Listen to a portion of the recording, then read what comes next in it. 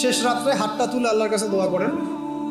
দোয়ার আগে খালি একবার বলবেন, আগে আল্লাহর প্রশংসা করবেন, বলবেন আলহামদুলিল্লাহ, তারপরে বলবেন আল্লাহুম্মা সাল্লি আলা মুহাম্মাদ, মানে প্রথমে আল্লাহর প্রশংসা, তারপরে রাসূল সাল্লাল্লাহু আলাইহি ওয়াসাল্লামের প্রতি দরুদ, তারপরে বলবেন রব্বিক ফিরলি, আল্লাহ আমাকে মাফ করো।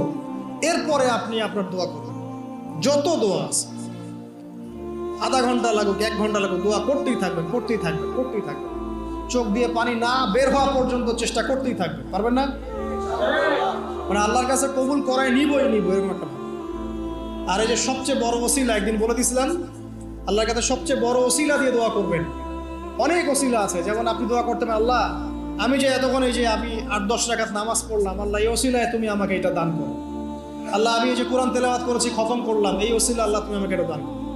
আল্লাহ আমি গতকালকে এই যে 1000 টাকা সদকা করেছি, এই ওসিলা আল্লাহ পাক তুমি আমার বিপদ দূর করে দাও।